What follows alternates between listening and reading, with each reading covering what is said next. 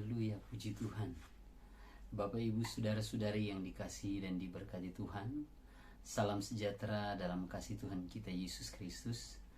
Kembali bertemu bersama saya Pastor Melki Rarung dalam saluran channel YouTube Suara Kebenaran.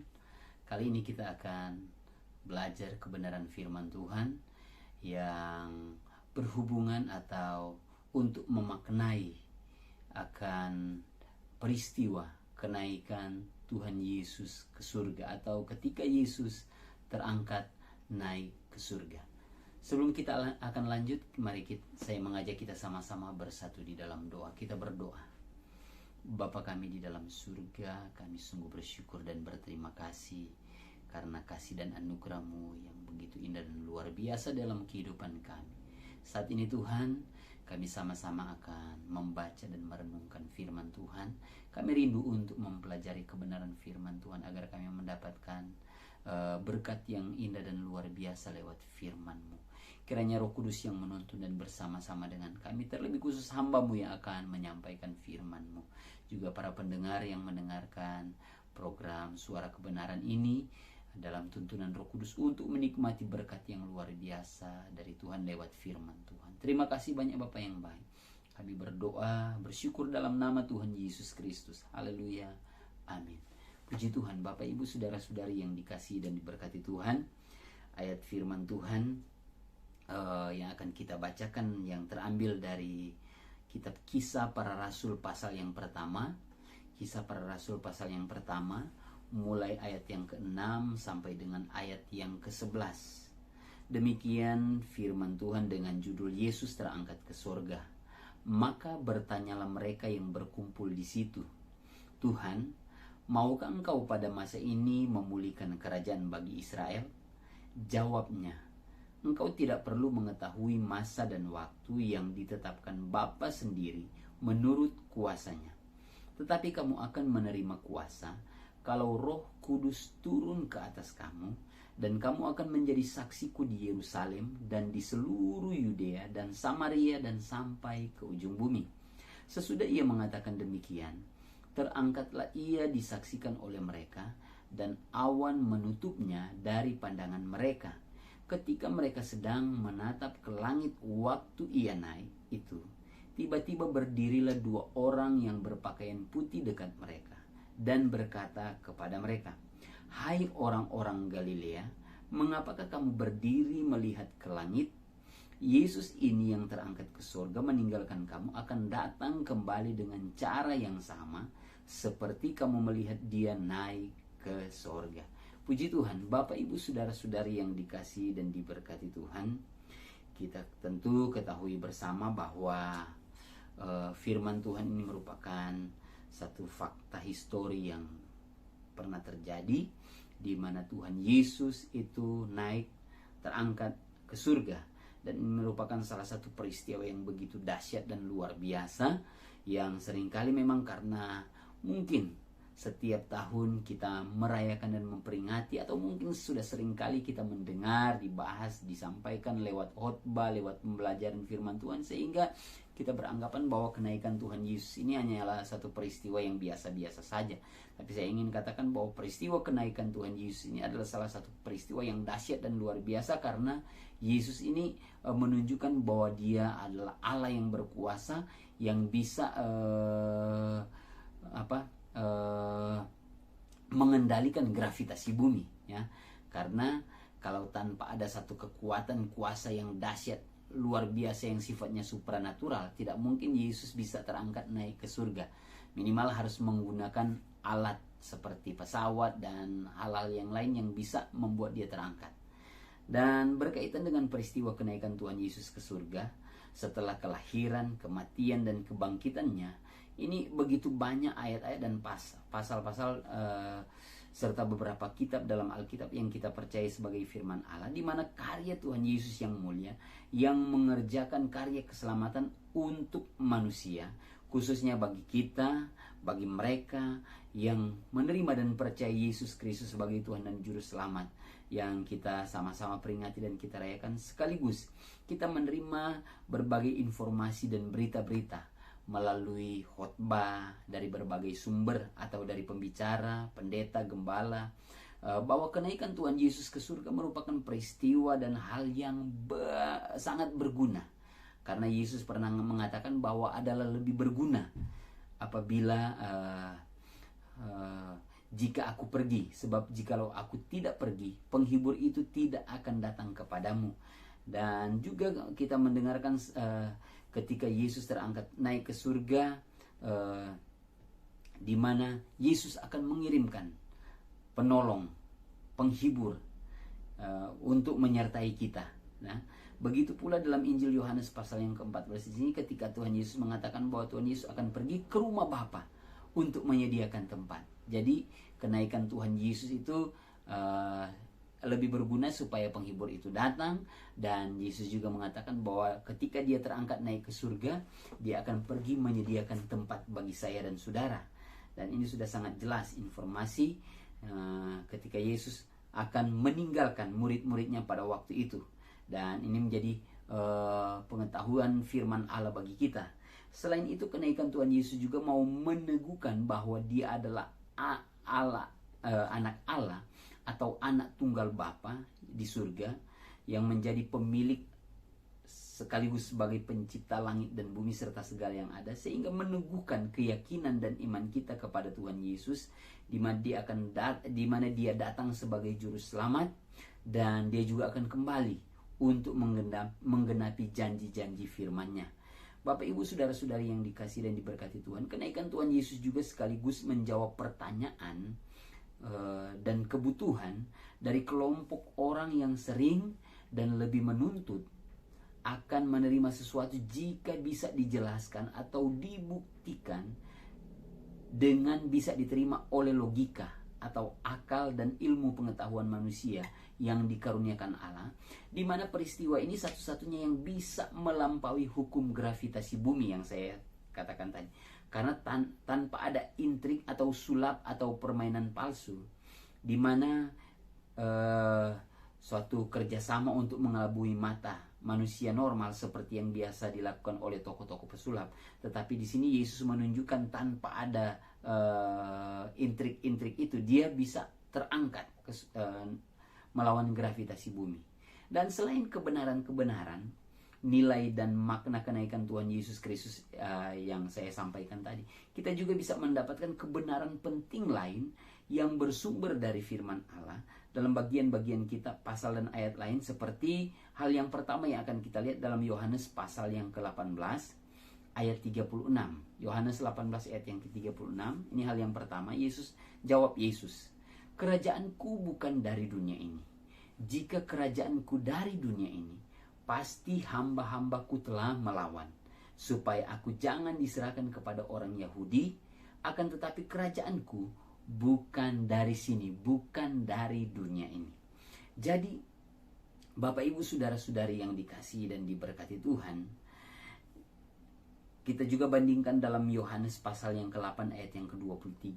Firman Tuhan berkata, "Lalu ia berkata kepada mereka, 'Kamu berasal dari bawah, aku Tuhan Yesus dari atas. Kamu dari dunia, sementara aku Tuhan Yesus bukan dari dunia ini.'"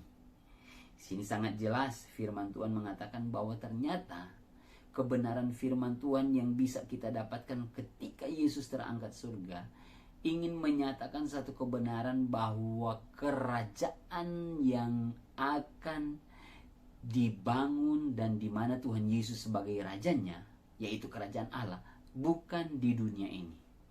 Ada begitu banyak orang yang menafsirkan bahwa Yesus akan datang kembali membangun kerajaan di dunia ini. Itu sama sekali salah, tidak benar. Karena Yesus sendiri mengatakan, "Kerajaanku bukan dari dunia ini." Kalaupun kita beranggapan bahwa kerajaan itu memang berasal dari atas, berasal dari Bapa, kemudian dia akan datang bawa kembali ke sini, itu salah. Karena firman Tuhan di bagian lain mengatakan bahwa langit dan bumi akan dilenyapkan, ya. Di mana satu kali kelak bumi di mana kita ada ini akan dihanguskan menjadi lautan api. Dan bagi kita yang sungguh-sungguh menerima dan percaya Yesus Kristus sebagai Tuhan dan Juru Selamat, ketika dia terangkat ke surga, dia sudah menyampaikan pesan firman Tuhan yang begitu indah dan berharga. Dia akan pergi untuk menyatakan bahwa kerajaannya itu ada di sana, di tempat di mana dia tuju, dia pergi. Yesus juga sudah berjanji bahwa dia akan kembali setelah dia menyediakan tempat jauh di sana, di tempat yang telah dia persiapkan, yang pastinya bukan di bumi ini. Dia akan datang kembali untuk membawa kita, supaya di mana dia berada di tempat yang telah dia sediakan untuk kita, kita juga ada di sana. Itulah kerajaan Allah, kerajaan di mana Tuhan Yesus Kristus sebagai rajanya. Ini kebenaran yang pertama, memaknai kenaikan Tuhan Yesus. Dia pergi terangkat ke surga untuk menunjukkan bahwa kerajaannya benar-benar bukan di dunia ini. Ini hal yang pertama. Kemudian hal yang kedua, kita lihat dari pembacaan kita dalam Kisah pasal yang pertama ayat 6 sampai 11, sangat jelas Yesus berkata bahwa kamu akan menjadi saksiku mulai dari Yerusalem, Yudea dan Samaria, dan sampai ke ujung bumi. Sangat jelas di sini pesan dari Tuhan Yesus sebelum dia terangkat. Memiliki nilai yang penting, di mana yang Yesus inginkan bagi kita para pengikutnya, sebagai pengikut Kristus atau sebagai orang Kristen, kita harus menerima tongkat estafet akan karya keselamatan Allah melalui Tuhan Yesus Kristus untuk diberitakan, disampaikan atau disaksikan sampai ke ujung bumi, atau sampai di mana di tempat kita berada, itulah ujung bumi. Kemudian kita lihat dalam Matius pasal yang ke-28 ayat 16 sampai 20, firman Tuhan berkata begini, dan ke-11 murid itu berangkat ke Galilea, ke bukit yang telah ditunjukkan Yesus kepada mereka. Ketika melihat dia, mereka menyembahnya, tetapi beberapa orang ragu-ragu. Yesus mendekati mereka dan berkata, kepadaku telah diberikan segala kuasa di sorga dan di bumi. Karena itu pergilah, jadikanlah semua bangsa muridku dan baptislah mereka dalam nama Bapa dan Anak dan Roh Kudus. Dan ajarlah mereka melakukan segala sesuatu yang telah kuperintahkan kepadamu. Dan ketahuilah aku menyertai kamu senantiasa sampai kepada akhir zaman. Tuhan Yesus memberikan perintah untuk kita pergi, jadikan semua bangsa muridnya Tuhan Yesus, ya. Jangan hanya sampai jadikan murid pendeta, murid gembala, murid hamba Tuhan, murid para pengajar, enggak. Jadikan mereka murid Tuhan Yesus, ya. Kemudian baptislah mereka. Harus ada komitmen yang bisa ditunjukkan lewat satu persekutuan untuk mau hidup sesuai dengan kehendak Tuhan. Inilah makna baptisan. Mau ada dalam persatuan, dalam kebersamaan dengan Tuhan Yesus, ya. Membaptis di dalam nama Bapa, Anak dan Roh Kudus. Kemudian juga dikatakan, ajarlah mereka melakukan segala sesuatu yang telah kuperintahkan kepadamu. Ini menjadi tugas untuk kita menerima tongkat estafet. Yesus telah memulai dan mengerjakannya. Dia telah menyelesaikannya. Ketika dia terangkat naik ke surga, hal yang Yesus inginkan, kita harus menerima tongkat estafet untuk memberitakan Injil Kerajaan Allah ini, untuk memberitakan karya keselamatan Allah melalui Tuhan Yesus Kristus ini, untuk menjadi saksinya dimanapun kita berada dan pergi. Ini tugas dan tanggung jawab kita sebagai orang Kristen, sebagai pengikut Kristus. Jadilah saksi untuk kita meneruskan tongkat estafet karya keselamatan ini. Dan ini sangat jelas, ya, dengan satu jaminan bahwa Yesus mengatakan, dan ketahuilah aku menyertai kamu senantiasa sampai kepada akhir zaman. Dan janji ini berlaku bagi mereka, bagi kita yang mau terlibat dalam proyek ini. Jadi bagi mereka, bagi kita yang tidak mau menjadi saksinya Tuhan, jangan berharap penyertaan Tuhan akan menyertai kita. Sama juga dengan apa yang Yesus katakan dalam Kisah pasal yang pertama. kamu akan menerima kuasa kalau Roh Kudus turun ke atas kamu, dan kamu akan menjadi saksiku. Jadi mereka yang mau bersedia menerima karya dari Allah Roh Kudus, dari pribadi Roh Kudus, menerima kuasa, harus menjadi saksi. Dengan kata lain, mereka yang tidak mau menjadi saksi, jangan harap menikmati kuasa itu. Jangan harap menikmati karya dari Allah Roh Kudus dalam hidupnya. Kita yang mau menjadi saksinya Tuhan, menerima tongkat estafet karya keselamatan ini, yakin penyertaan Tuhan akan bersama-sama dengan kita lewat pribadi Roh Kudus. Dia akan selalu bersama-sama dengan kita untuk menjadikan kita saksi-saksinya Tuhan. Puji Tuhan. Kalau kita juga baca dalam Matius pasal 24 ayat 14, Injil kerajaan Allah harus diberitakan sampai ke ujung bumi. Barulah Tuhan Yesus datang kembali kali kedua, atau parousia, atau hari Tuhan, atau juga yang sering disebut dengan hari kiamat. Jadi itu hal yang kedua. Hal yang ketiga, untuk memaknai peristiwa kenaikan Tuhan Yesus ke surga, kebenaran yang bisa kita dapatkan. Yang ketiga, selain menerima tongkat estafet dari poin yang kedua tadi, menerima tongkat estafet karya keselamatan Allah, hal yang ketiga, kita juga memiliki proyek yang mulia. Proyek yang mulia ini kalau kita lihat dalam Wahyu pasal yang ke-12 ayat yang ke-11, Wahyu 12 ayat 11, dan mereka mengalahkan dia oleh darah anak domba dan oleh perkataan kesaksian mereka, karena mereka tidak mengasihi nyawa mereka sampai ke dalam maut. Bapak Ibu saudara-saudari yang dikasihi dan diberkati Tuhan, di sini firman Tuhan katakan karena mereka tidak mengasihi nyawa mereka, ya, sampai ke dalam maut. Di sini menunjukkan bahwa para pengikut Kristus atau orang Kristen yang benar adalah orang-orang yang hidup sama seperti Kristus sampai mampu dan bisa mengalahkan iblis dan membuktikan iblis layak untuk dihukum. Jadi kita memiliki proyek yang sama seperti apa yang Tuhan Yesus kerjakan. Yesus Kristus selain dia mengerjakan karya keselamatan, menebus kita dari dosa, menyelamatkan hidup kita dari perhambaan dosa, dari kuasa iblis, kita juga menerima tongkat estafet ini untuk sama-sama dengan Tuhan Yesus menunjukkan dan membuktikan bahwa kita pun sebagai pengikut Kristus, sebagai orang Kristen yang selalu berjuang dan berusaha untuk hidup sama seperti Tuhan Yesus Kristus, agar iblis ini layak untuk dihukum. Mungkin ada yang beranggapan, emangnya iblis tidak layak untuk dihukum? Bukan begitu. Sesuatu yang tidak dapat dibuktikan itu seharusnya sesuatu yang juga tidak bisa untuk dijatuhi hukuman. Yesus satu-satunya yang telah mengerjakan karya keselamatan ini. Yang diselamatkan adalah manusia. Tetapi untuk menunjukkan secara de facto bahwa kita benar-benar telah diselamatkan, yaitu melalui satu cara hidup, gaya hidup yang sama seperti Tuhan Yesus yang telah menyelamatkan kita. Dengan cara demikian, kita mau menyatakan bahwa iblis itu benar-benar bersalah dan patut untuk dihukum. Atau secara positif, bahwa kita adalah pengikut-pengikut Kristus yang sanggup dan mampu untuk hidup sama seperti Tuhan Yesus.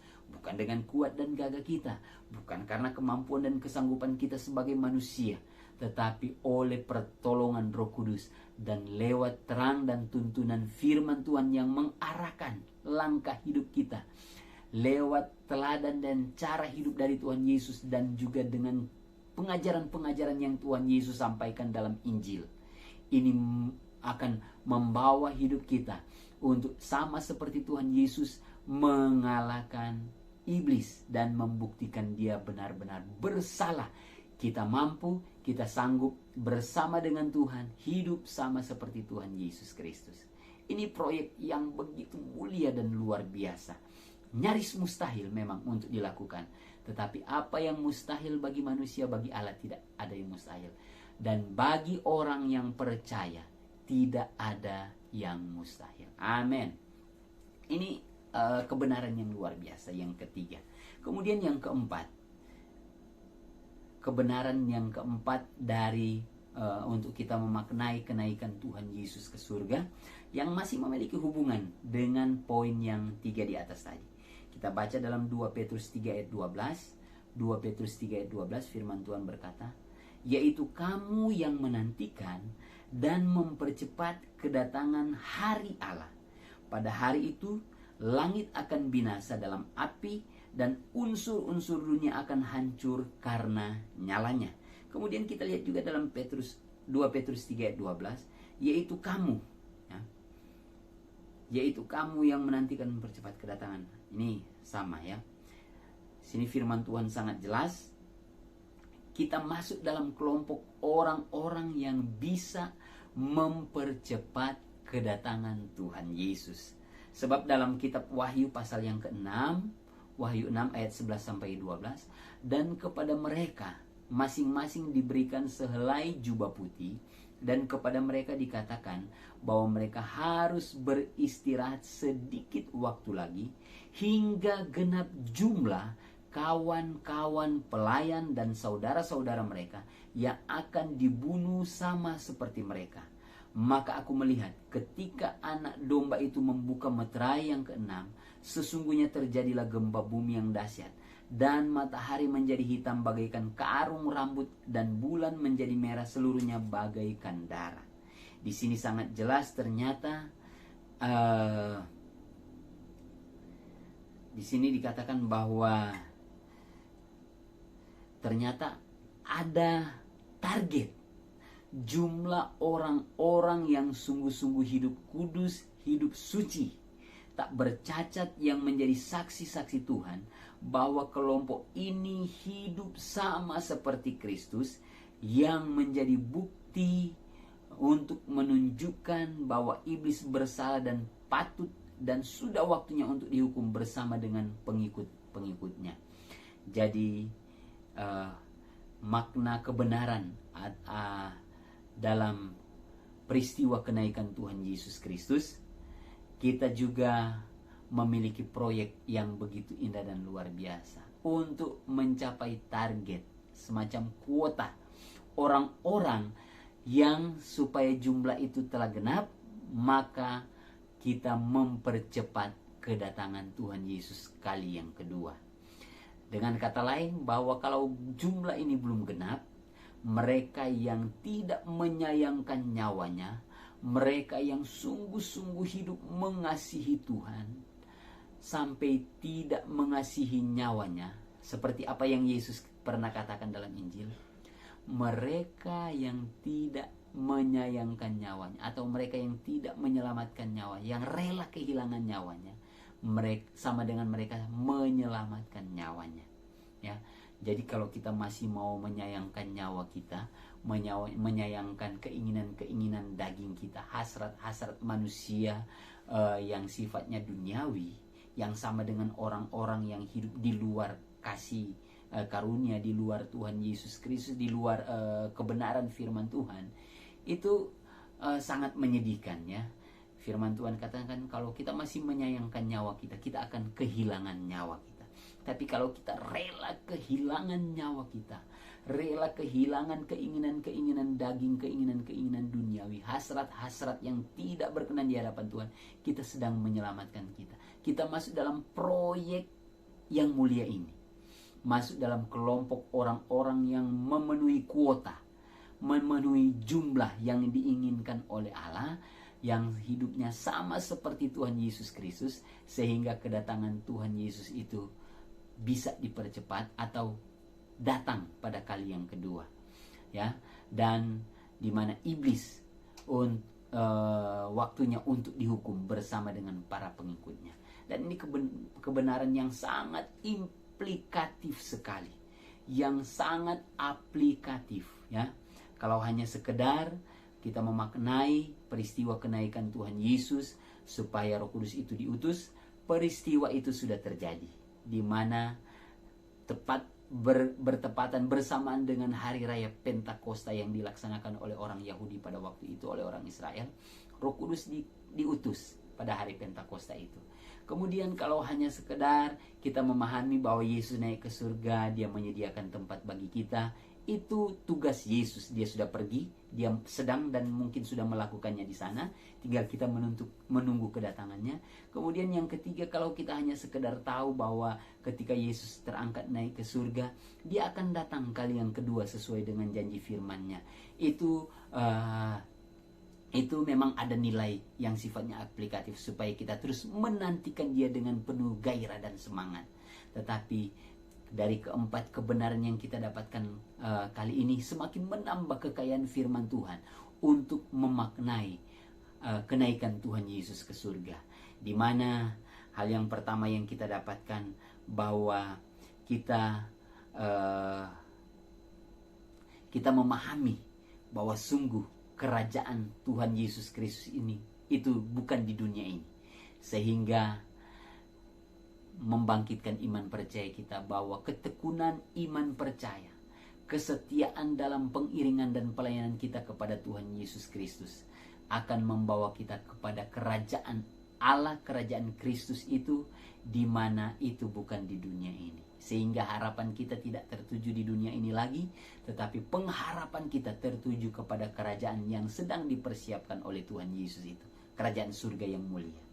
Yang kedua, lewat kebenaran yang kita dapatkan, makna kenaikan Tuhan Yesus, kita menerima tongkat estafet untuk memberitakan Injil kerajaan Allah, karya keselamatan Allah melalui Yesus Kristus ini, dengan cara kita menjadi saksi. Ketika kita menjadi saksi, kita tidak dibiarkan sendiri. Yesus berkata, Roh Kudus itu akan bersama-sama dengan kita, menolong, memampukan kita, memberikan kuasa, dunamis, ya, dinamo, menggerakkan kita untuk menjadi saksi. Jadi kita memiliki satu kekuatan yang bekerja di dalam diri kita untuk membangkitkan gairah dan semangat untuk bisa menjadi saksinya Tuhan. Ini kebenaran yang luar biasa. Dan yang ketiga, di mana kita masuk dalam proyek yang luar biasa, ya, proyek yang mulia, bahwa kita juga harus hidup sama seperti Tuhan Yesus Kristus. Ya, ini proyek yang mulia. Kita harus hidup sama seperti Tuhan Yesus Kristus dengan cara belajar firman Tuhan, belajar dalam Alkitab, khususnya dalam Perjanjian Baru lewat Injil, di mana Yesus mengajarkan pengajaran kebenaran yang luar biasa, dan juga dia menunjukkan teladan hidup, sehingga kekristenan itu memang sebagai pengikut Kristus. Ya, ini proyek yang ketiga yang kita dapatkan. Yang keempat, di mana kita juga sedang ada dalam proyek untuk mempercepat kedatangan Tuhan Yesus kali yang kedua dengan cara hidup tidak menyayangkan nyawa kita. Hidup sungguh-sungguh mengasihi Tuhan, hidup sungguh-sungguh terfokus atau berfokus pada Tuhan, pada kerajaan Allah, pada kebenarannya. Saya yakin dan percaya kalau kita mengerjakan keempat proyek ini, kita adalah orang-orang yang paling berbahagia di atas muka bumi, di bawah kolong langit ini. Kita adalah orang-orang yang begitu mulia, begitu terhormat. Kita kerjakan ini bukan dengan kuat dan gagah kemampuan kita semata-mata, tapi lewat pertolongan Roh Kudus.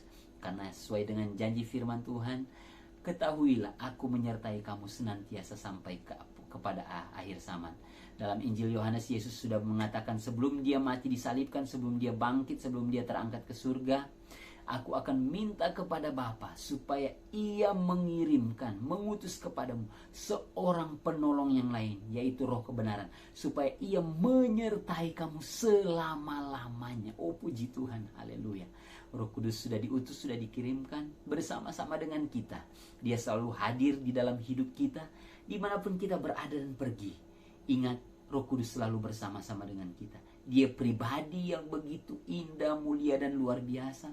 Pribadi yang memiliki kapasitas, kuasa yang sama seperti Allah, Bapa yang sama seperti Tuhan Yesus. Roh Kudus ini adalah kehadiran Allah yang nyata dalam kehidupan kita, yang memang tidak terlihat secara kasat mata.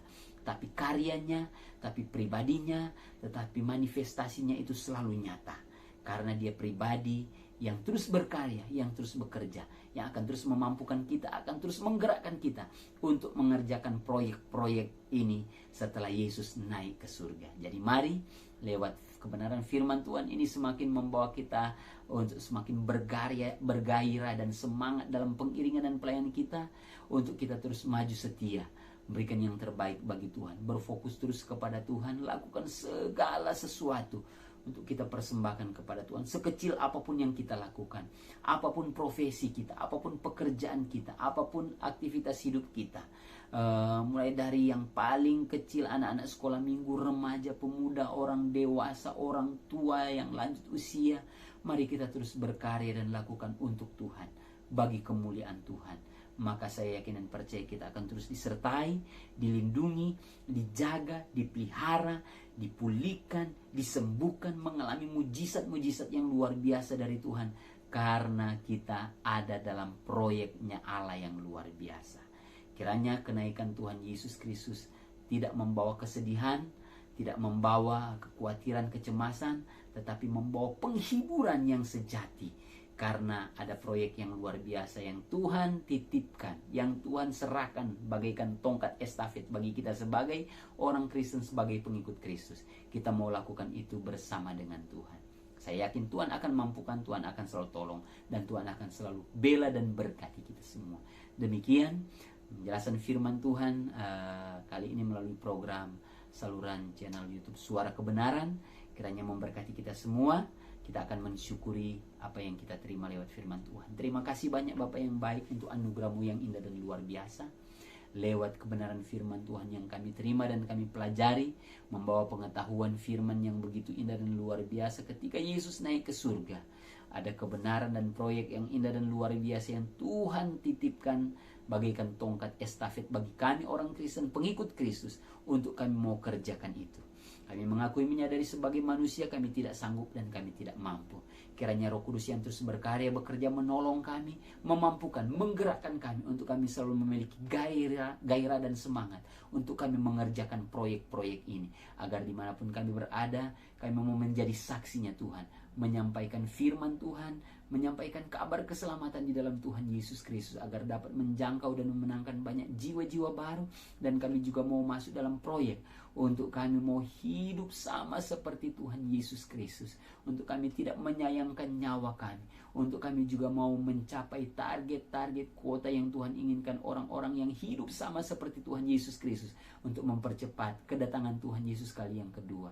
Biar kiranya Tuhan tolong mampukan kami, agar kami mau terus mengerjakan ini dengan setia dalam kekuatan kuasa Allah. Terima kasih ya Tuhan, kami mensyukuri atas kebenaran firman Tuhan ini, meteraikan dan mampukan untuk kami melakukan dalam hidup kami. Kami bersyukur, berdoa dalam nama Tuhan Yesus Kristus. Haleluya. Amin. Puji Tuhan. Bapak Ibu, saudara-saudari yang dikasihi dan diberkati Tuhan, jangan lupa dukung terus saluran channel YouTube Suara Kebenaran ini dengan cara mensubscribe. Jangan lupa juga untuk bagikan, share kepada banyak orang untuk diberkati lewat firman Tuhan ini. Jangan lupa juga untuk like, sukai, dan berkomentar di kolom komentar. Dan saya yakin percaya Tuhan Yesus selalu menyertai dan memberkati kita semua. Shalom. Haleluya.